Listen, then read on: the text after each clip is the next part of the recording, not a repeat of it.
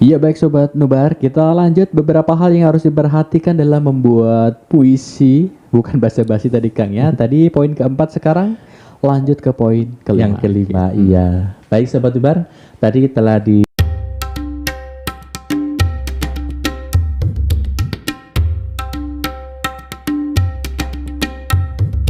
Baik Sobat Nubar, tadi telah dijelaskan tentang masalah rima tadi. Nah, setelah kita mengetahui tentang diksi, ada rima, pasti ada bait. Iya. Itu pasti akan terjadi. Nah, gimana dengan puisi bebas? Puisi bebas tanpa bait kan? Tanpa bait ya. Iya, jadi puisi bebas sesuka kita lah. Suka-suka ya. Mau sebanyak apapun ya silakan saja, namanya juga puisi bebas itu. Tapi kalau yang puisi yang pakai aturan-aturan itu adalah di baitnya itu dia diatur kan. Nanti ada permainan bait.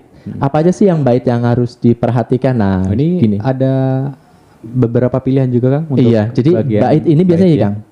Misalkan kalau kita satu bait itu aturannya ada yang aturnya ada yang 4, ada yang 3, ada yang 5, ada yang 6 seperti itu. Nanti ada bahasan bahasa, ada nama-namanya. Nah, ambil contoh misalkan kita di bait kita akan nulis tentang masalah distikon. Apa itu distikon?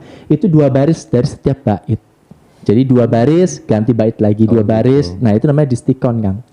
Ya. Jadi yang namanya baris, jadi kok puisinya 2 gitu kan? Nah, emang ada aturannya seperti itu baitnya. Ya, distikon itu adalah 2 setiap baris, setiap bait. Setiap bait itu terdiri dari 2.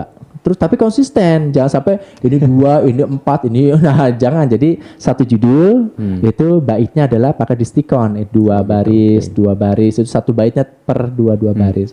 Ada juga yang dinamakan adalah terzina. Apa itu terzina? Itu 3, ya 3 baris per bait. Jadi kalau distikon tadi kan 2 per bait, kalau terzina itu adalah 3. Nah, jadi 3 ya, 3 nanti baris, 3 bikin lagi 3, tapi masih satu judul ya Kang ya. Bukan beda judul, tapi masih satu judul. Cuma per baitnya adalah ngitung per baitnya terzina itu ada 3 baris per bait. Ya, tapi kalau dibuatnya ngasal, misalkan yang pertama 1 bait 2 baris, yang keduanya 3 baris, itu disebut apa nanti? Bebas nanti Kang. Oke, tetap Iya, nanti ya. masuknya puisi bebas. Itu. Jadi suka-suka dia aja maunya berapa aja gitu Oke, tanpa ya, aturan. berarti lanjut ke sini tadi ya, mengenai bait. Sehingga kalau kalau kita pseudonya udah paham tentang ilmu atau tahu tentang ilmunya bahwa ini dia 5 baris, 4 baris, 3 baris, 2 baris. Oh dia Berarti ngasal gitu ya. ngasal ya. Iya ngasal.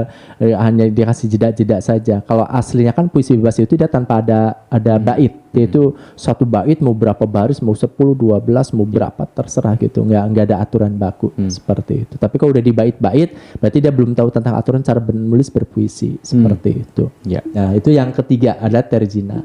Nah, kuatren, berapa kuatren? Itu 4 Kang. Nah, biasa kebanyakan dia pakai kuatren. Kuatren itu biasa lebih banyak dipakai kuatren itu. Itu lebih banyak. Kenapa lebih banyak dipakai? Karena dia lebih leluasa memainkan kata-kata Kang. Itu karena biasa satu bait itu satu tema, ya. Judulnya satu tapi per baitnya itu satu tema. Misalkan bait yang pertama itu tentang masalah ketuhanan, terus tentang Tuhan yang dibahas, religi. Nanti bait yang keduanya itu kuarten ini 4 baris lagi tentang masalah dengan manusia, hubungan hablum minanasnya. Terus bahasa, tapi masih satu judul yang di atas. Nanti bait yang ketiganya 4 baris lagi itu penggabungan antara hablum minallah dan hablum minanas. Gitu. Sehingga nanti mau dikasih ending nih keempatnya. Nah, baris yang keempatnya baru dikasih ending bahwa kita sebagai manusia akan kembali pada haribaan ilahi. Maka dari itu yuk kita perbaiki diri. Banyaklah ilmu-ilmu untuk dikaji agar kita selamat di akhirat nanti. Rimanya semua ke belakangnya. Itu adalah penutup. Itu seperti itu Kang kalau berpuisi. Jadi berpuisi ini adalah sesuatu yang indah. Kalau si penulisnya mengindahkan kata-katanya, artinya adalah bisa dinikmati. Tapi kalau penulisnya tidak bisa menulis dengan indah, menghadirkan kata-kata yang semuanya gue gitu kan, yang ngerti adalah gue, lu nggak usah ngerti tentang tulisan gue, ya nggak akan bisa dinikmati puisi itu. Betul. Ya, pasti akan terjadi lah Kang. Tapi kalau puisi itu benar-benar saya ingin memberikan puisi bukan untuk diri kita, tapi untuk orang lain, si pembaca, maka dia akan berusaha sekuat tenaga mungkin memberikan diksi yang sangat bagus. Kiasan-kiasan pun tidak kiasan yang asal jeplak, tapi dia tahu bahwa ini umum nih kiasannya gitu kan. Bagaikan bunduk merindukan bulan kan udah umum kan, artinya orang udah tahu tuh tentang itu. Tapi kalau seandainya bagaikan plekek merindukan bulan, nah orang bingung plekek apaan gitu. Burung plekek. Gitu ya. Jadi ini sesuatu hal yang sangat luar biasa di puisi. Itu yang ke 4 itu tentang 4 kan. Tren yang ke 5. yang kelima adalah Queen. Oh iya, Queen ini adalah satu barisnya ada satu baitnya ada lima baris. Itu tentang Queen. Itu silakan. Queen itu bukan Q tapi KUINT gitu ya. Queen itu ya. Jadi tentang Queen. Nah, itu 5 baris. Nah, yang keenamnya tentang apa? Tentang sonata. Kalau yang begini Kang, begadang, boleh begadang asal ada aturan. Nah, ini terlalu Soneta itu ya. Iya benar. Romeo soneta. Karena sonata itu kan artinya bersair Kang, berdendang. Iya. Jadi ya Bang Roma ini menamakan dirinya soneta ya, tepat cocok ya. Ada kaitannya dengan sonata tadi. Baik, saya akan kilas sedikit tentang sonata ini. Nanti kita akan belajar tentang khusus kita materi tentang sonata. Sonatanya. Iya, tentang kita akan pelajari sonatanya. Baik. Sobat Nubar, ini untuk sonata saya akan jelaskan sedikit ya Kang Aan ya agar kita lebih memahami lebih enak. Nah, Sobat Nubar, untuk sonata ini adalah terdiri dari 4 bait. Nah, 4 baris, 2 bait pertama dan 3 baris di 2 bait terakhir. Jadi ada 4 bait nih. Jadi 2 bait yang pertama itu adalah 4 baris. 4. Nah, nanti yang di 2 bait yang terakhir adalah 3 baris. Itu aturan dari sonata Kang. Ya, berbeda dengan tadi yang Queen itu kan 5 baris ya. Terus yang lain-lain sebagainya di stikon ada 2 dan sebagainya itu. Nah, kalau sonata itu adalah ada 4 bait tapi 4 baris di 2 bait pertama dan 3 baris di 2 bait yang terakhir. Itu ya, sangat luar biasa ini dari sonata ini. Nanti kita insya Allah akan membahas lebih khusus sonata. Nanti Kang kan yang yang membacakan tentang puisi sonatanya. Nanti direktur kita nih Kang Ilham Alpapa yang menulis tentang puisinya. Jadi berkolaborasi beberapa orang sangat luar biasa nantinya itu ya. Nanti kan khusus ada puisi ya, pembacaan puisi asik. Biar Kang Ilham aja ntar yang baca. Luar biasa. Direktur kita nanti nongol ya di Nubar Pro ini ya. Jadi sesuatu hal yang baru. Wih, wajah siapa itu yang nempel gitu ya. Oke, tadi poin kelima Kang ya. Iya, yang kelima. Nah, sekarang masuk yang keenam. Tentang apa? Tentang membuat puisi bukan basa-basi. Nah, yang keenam Sobat Nubar adalah tentang kembangkan puisi. Artinya gini. Kalau kita membuat suatu puisi, maka jangan monoton. Artinya bahasa itu-itu aja. Pernah nggak membaca puisi sekian bait, tapi bahasanya di sana aja nggak pindah-pindah gitu. Bahasanya itu tidak ada perubahan sedikit pun. Kata-katanya juga itu aja. Itu aja kata-katanya mungkin dia referensi kata-kata yang kurang. Nah, biasanya dia balas baca. Oh iya, seperti itu. Iya. Kalau orang malas baca itu biasanya referensi kosakatanya itu terbatas. Tapi kalau dia biasa membaca, dia akan banyak kosakata, referensi itu sangat banyak sehingga dia itu akan liar. Idenya kan sangat luar biasa itu. Jadi memberikan diksi, memberikan berbagai macam lah narasinya itu sangat enak gitu. Biasa seperti itu.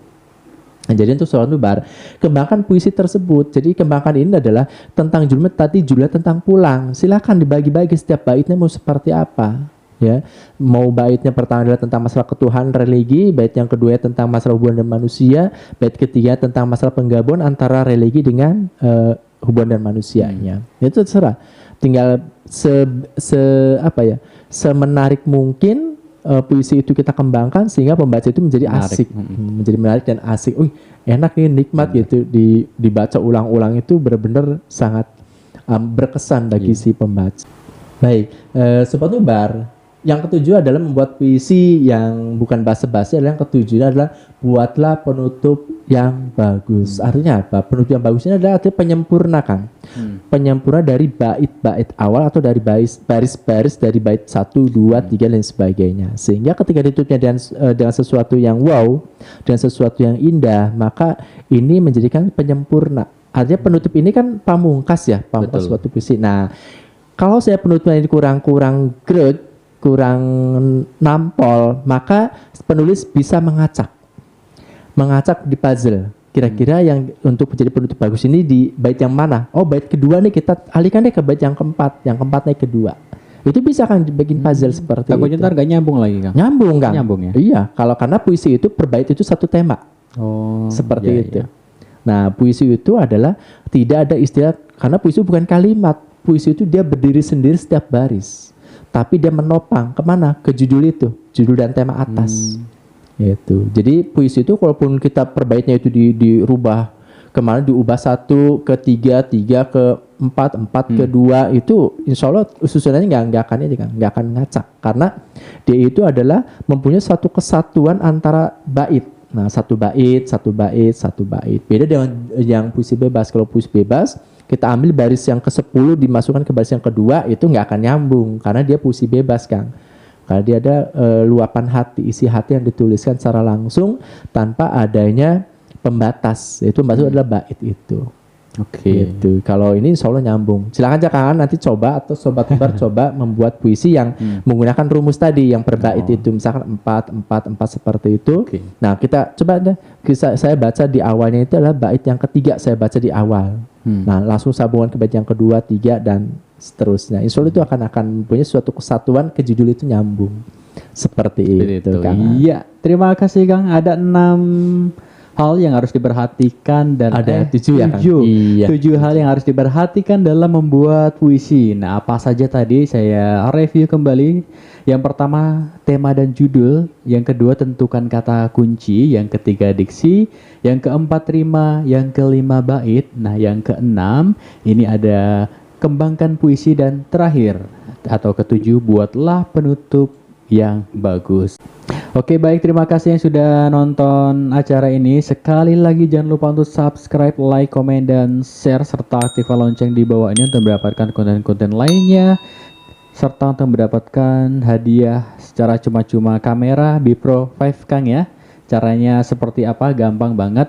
Tinggal di subscribe aja channel kita Nubar Pro, kemudian like serta komen setiap postingan video yang kita tampilkan, karena nanti bakalan diacak, bakalan dipilih komentar yang teraktif seperti itu. Ya, jangan kemana-mana karena kita bakal lanjut ke segmen berikutnya. Terima kasih.